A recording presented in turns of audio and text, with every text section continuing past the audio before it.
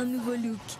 Onglerie, coiffure et coupe tendance, coiffure mariée, tissage et extension cheveux, lissage brésilien, extension cils, maquillage. Luminel Béory, vers escalier 4 foot. Salon de beauté Luminel vous présente le journal.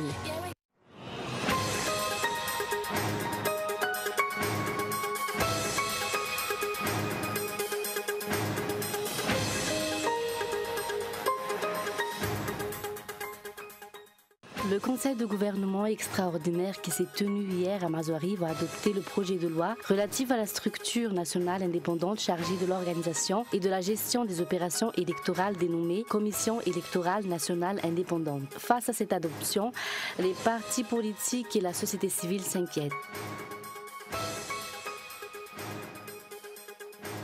L'association Viva Malagasy Meremiaï, ou VMMM, continue sur sa lancée. Après Talatan Vulnoud, en effet, cette association a poursuivi ses actions sociales dans la commune d'Akadnadjin. Des actions visant à aider la communauté en allégeant les charges financières des parents face à la rentrée scolaire.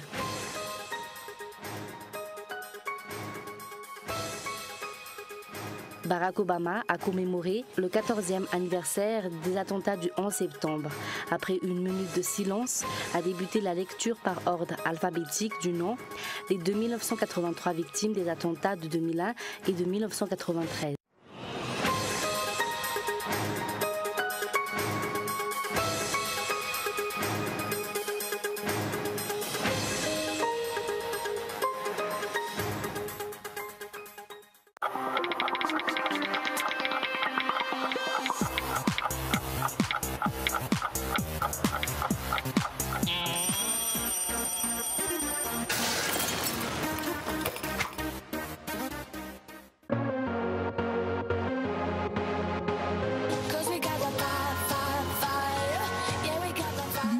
Un nouveau look. Onglerie, coiffure et coupe tendance, coiffure mariée, tissage et extension cheveux, lissage brésilien, extension cils, maquillage. Luminel Béory, vers escalier 4 foot. 034 01 816 59 033 11 859 98. Luminel, osez être la plus belle.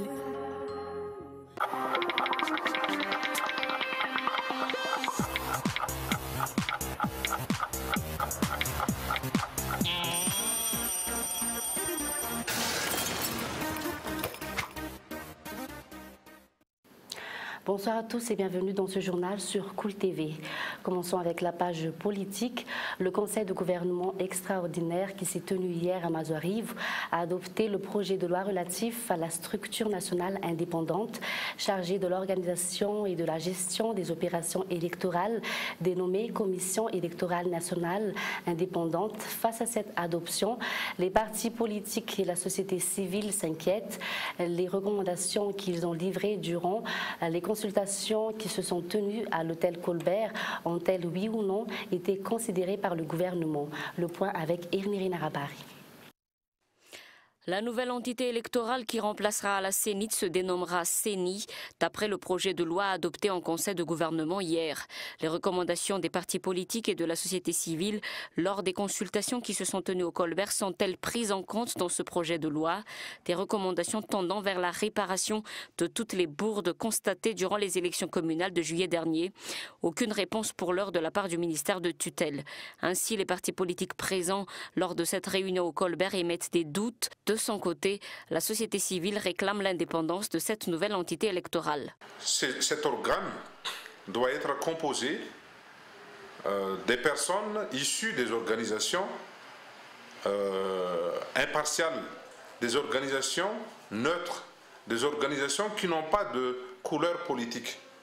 Même si la CENI est mise en place, beaucoup attendent toujours le bilan que dressera l'ancienne commission qu'est la CENIT. Qu'en est-il de sa situation financière? Quelles explications pourra-t-elle bien fournir concernant la gestion catastrophique des dernières élections qui s'est soldée par une multitude de requêtes déposées auprès des tribunaux administratifs? Passons à un tout autre sujet. La Banque mondiale est pessimiste. Madagascar ne pourra pas atteindre les objectifs de croissance pour cette année 2015. Le passage des cyclones, l'insuffisance des ressources de l'État et les multiples problèmes sociaux ont handicapé l'économie durant le premier semestre.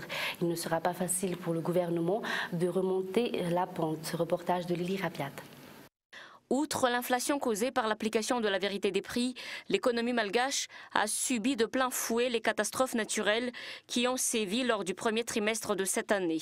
Des catastrophes qui ont causé des dégâts dont leur coût est estimé à 119 millions de dollars.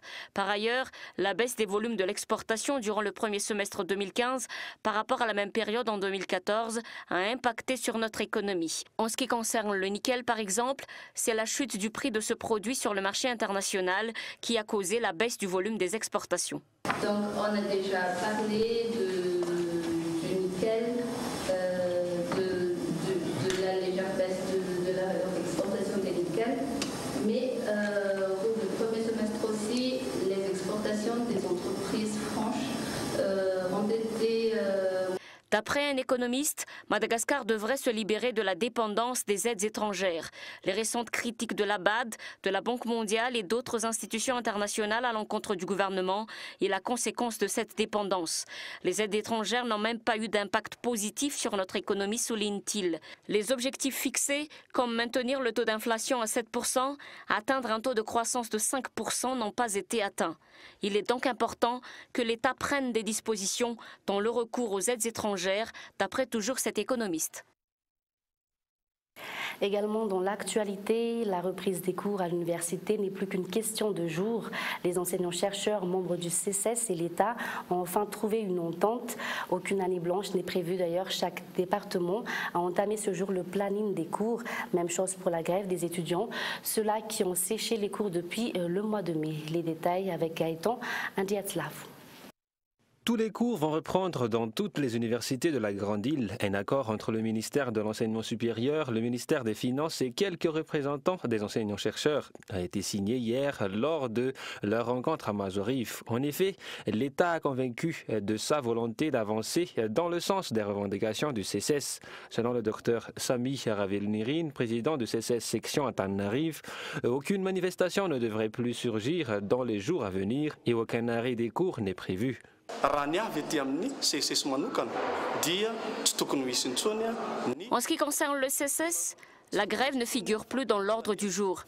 Il reste à voir les actions de l'État parce que la réponse à nos revendications dépend de la loi de finances initiale 2017. Si c'est le cas, tout va bien se passer.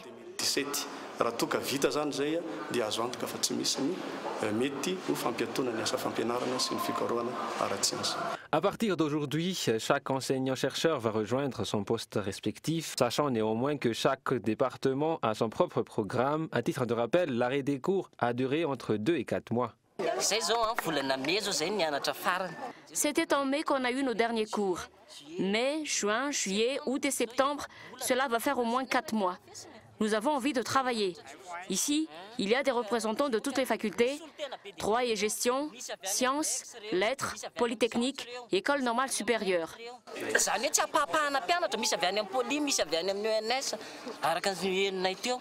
Les réunions sur la reprise des cours ont commencé aujourd'hui pour chaque département. Contrairement aux soucis de nombreux étudiants, il n'y aura pas d'année blanche.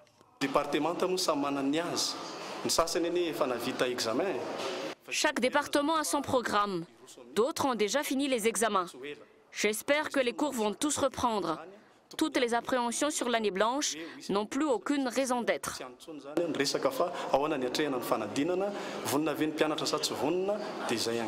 Par ailleurs, la grève des étudiants va aussi se terminer. Leurs revendications ont été prises en compte depuis quelques jours. Il n'y a plus eu d'affrontement avec les forces de l'ordre. Et puis l'Alliance des fédérations et des organisations syndicales interpelle les Nations Unies face au bafouement des droits syndicaux à Madagascar.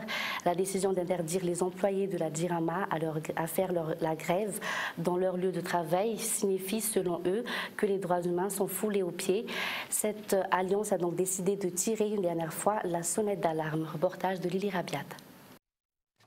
Les violences perpétrées à l'encontre de Jean-Pierre durant la grève des étudiants à Nkats, l'absence de dialogue pour solutionner les différents problèmes sociaux ayant conduit à des revendications de toutes sortes, l'insécurité dans le Sud, toutes ces réalités témoignent de l'incompétence des dirigeants dans la gestion des affaires de l'État selon l'Alliance des fédérations et des organisations syndicales.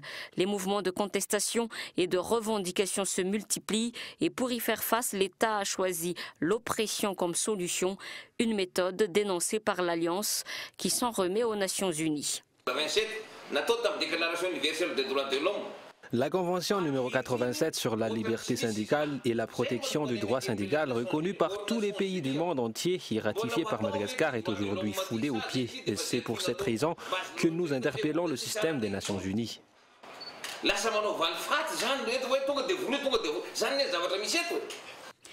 L'Alliance des fédérations et des organisations syndicales ne prévoit pas pour l'heure de descendre dans les rues. Cependant, si aucune suite n'est donnée à leurs revendications, cette option n'est pas à écarter. Descendre dans les rues n'est pas la solution, mais les problèmes doivent être solutionnés. Et si le gouvernement continue à faire la sourde oreille, on pourrait imaginer cette option, mais ce n'est pas notre objectif. Jusqu'à ce jour, seuls les étudiants ont obtenu gain de cause. Les employés de la Djirama, eux, attendent toujours que leurs revendications soient prises en compte. Dans le reste de l'actualité, l'association Vivav Malagas Mermieng, ou VMMM, continue sur sa lancée.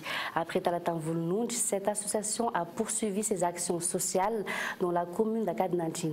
Des actions visant à aider la communauté en allégeant les charges financières des parents face à la rentrée scolaire, ainsi des cahiers, des stylos, des crayons, des gommes et plusieurs autres fournitures scolaires leur ont été proposées à moindre prix. Des centaines de parents ont bénéficié de cette action menée par l'association VMMM, présidée par Tatil Andjenen Arvelu. À travers cette action, l'association Vivav Malagas Mermieng répond ainsi aux attentes des habitants d'Akadnadjin et justifie par la même occasion sa volonté d'apporter son soutien aux personnes qui sont dans le besoin. Mais les paysans de cette localité n'étaient pas en reste, car l'association VMMM leur a également offert des semences.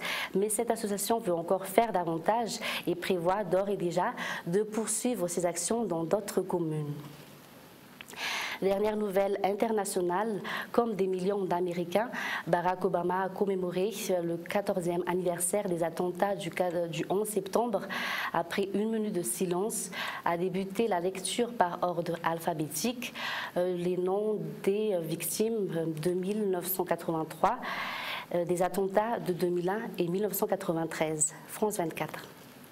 C'est l'essentiel, c'est évidemment ici à New York et ça tourne autour des familles, les familles qui viennent se recueillir pendant toute la matinée et qui vont lire les noms. C'est une tradition maintenant depuis 2002. On lit tous les noms, les égrènes, tous ces presque 3000 noms des victimes du 11 septembre, les uns après les autres. Et puis il y a des minutes de silence et les cloches qui sonnent au moment cruciaux du 11 septembre 2001, évidemment au moment où les avions ont heurté ces tours et puis au moment où ces tours se sont effondré. Évidemment, c'est une cérémonie qui n'a plus le caractère qu'elle avait jusqu'à il y a quelques années. On n'en voit plus le président américain, on ne voit plus le président américain ou le vice-président américain comme c'était très fréquent il y a encore quelques années. C'est vraiment les familles qui viennent se réunir sur place. Mais évidemment, ça reste un moment très important pour New York, ce jour du 11 septembre qui a changé la ville et sans doute les États-Unis pour toujours.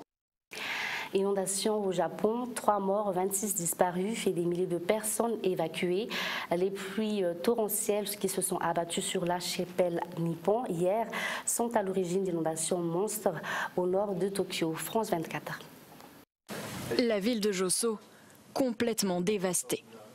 Vendredi matin, le calme est revenu, mais sur son passage, la tempête tropicale Eto a tout balayé. Dans les rues, les habitants impuissants constatent les dégâts. Ceux qui le peuvent tentent de récupérer quelques affaires dans ce qu'il reste de leur maison. Pompiers, gendarmes, militaires, les sauveteurs ont œuvré jusqu'à l'aube pour porter secours aux habitants prisonniers des eaux. Plus de 30 000 personnes ont été évacuées de la ville. Les gymnases ont été réquisitionnés pour les accueillir. Je n'ai jamais vu ça avant, c'est la première fois.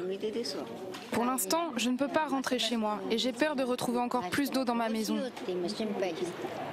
Dans certaines zones, 48 heures de pluie sans interruption. C'est plus du double de ce qui tombe normalement au mois de septembre.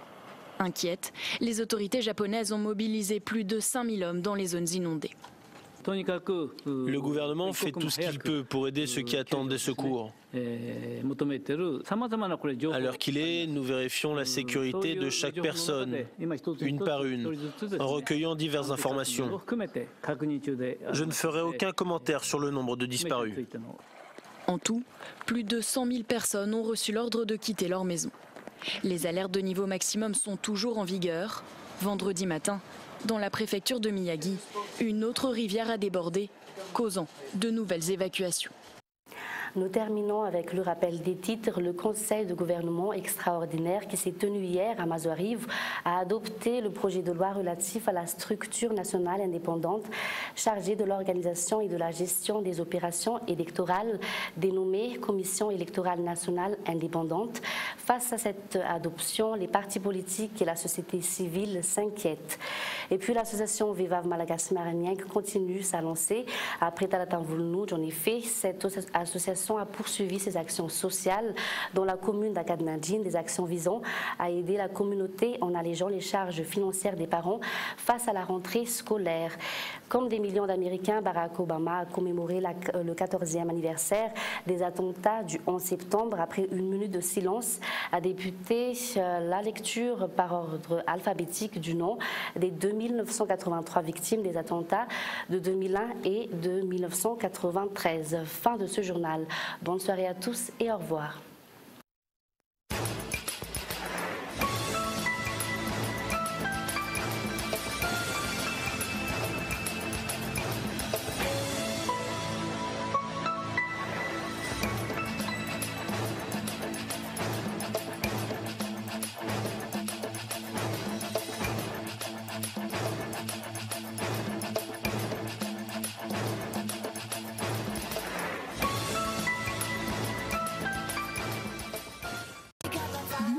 Un nouveau look.